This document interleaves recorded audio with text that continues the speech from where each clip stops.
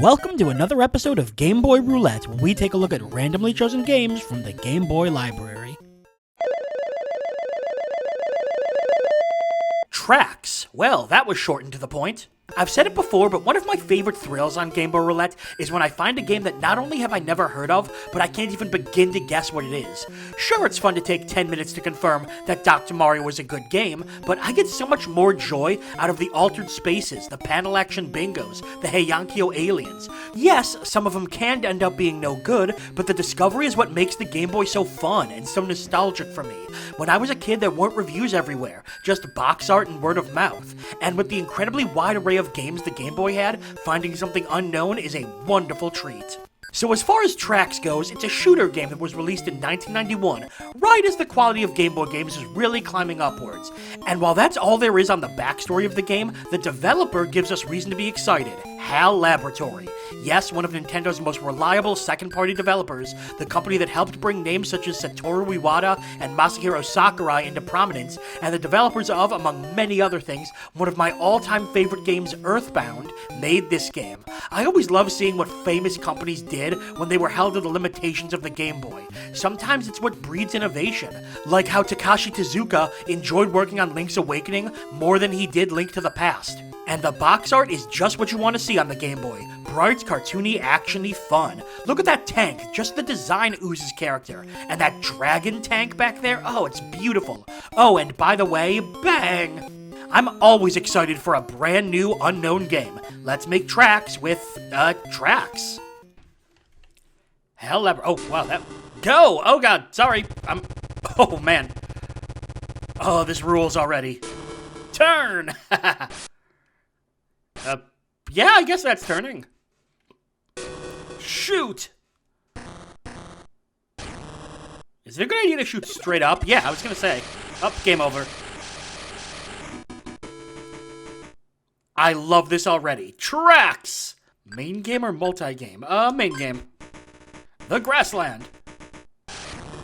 Oh, man. Oh, interesting. Okay, so... you hold A to rotate, and you hold B to fire. I sure hope I'm shooting the bad guys.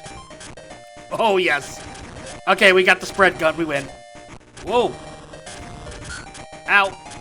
This is the perfect video game already. Oh, explosions. Okay, so it looks like the power-ups don't last too long.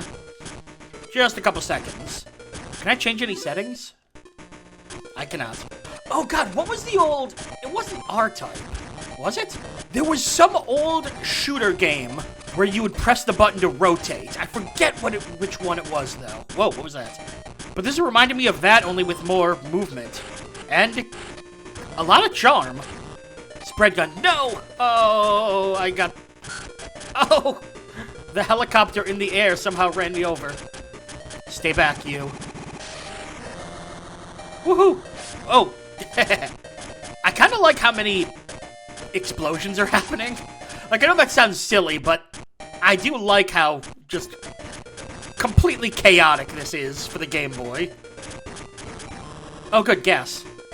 So I'm guessing gas is health. Oh! Oh, that's what that bar is on the right. I was wondering what that was. I should have assumed it was a health bar because, you know, video game.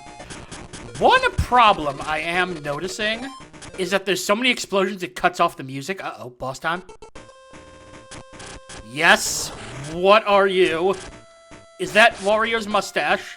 They gave a tank boxing. Oh no, it's the dragon tank! See the head that I just exploded? Oh, it's back. There we go. Okay, this kind of rules. Base in desert. Oh, here I come, ready to explode everything. I do like how they've combined, you know, shoot-'em-up elements with just general top-down gameplay. Oh my god, look at all these tanks. None of them can survive. There's only room for one tank, and its name is me. Stop it. Stop it. It's just leaving a trail of destruction. These aren't even bad guys. This is the friendly robot-making factory. But you can't stop Trax. I'm made of a hurt. There hasn't been that much slowdown, and that's kind of surprising given how much is happening. I have seen Like, right there was a bunch of stuff. Like, here we go. Tons of stuff. Oh, no. I'm okay. As I was saying, there's a ton of stuff happening on the screen, and there is slowdown, but I have seen games on the Game Boy with far worse slowdown based on far less. Oh, no. It's me. Oh, no. Oh, I think I love this game. How have I not heard of this? This rules. Yeah, the mechanics are super simple and lend themselves to sort of just jumping in and playing it. This is a game based entirely on catharsis. It's just immensely satisfying to drive around blowing everything up at all times forever. Alright, what I want to know is, what is the next boss going to be? I feel like they kind of already played their hand with the dragon tank. How do you go up from dragon tank with boxing gloves, you know? A giant, awkward robot. Of course. Certainly not cooler than dragon tank, but definitely a lot sillier. How many stages are in this game? Hang on. Okay. There's only 4 stages, and we're already on stage 3, so this is a very, very short game. But it did mention there's 12 stages in the multi-game mode. So really quickly, let's check that out. Sure. Oh, it's like a giant maze, and you just have to kill the opponents. Well, that's alright. So there's not a whole lot to this game. There's a playthrough of it I found on YouTube where the whole game can be beaten in 15 minutes. This feels like a game that was less to be like, oh, we want to tell this cool story, and more just look what the Game Boy can do. Trying to show off, look how much stuff it can handle. And you know what? That's fine. Especially because this game is really, really fun. Why wasn't Trax in Smash Brothers? I mean, a beloved... Oh. That's why Trax wasn't in Smash Brothers, because it exploded.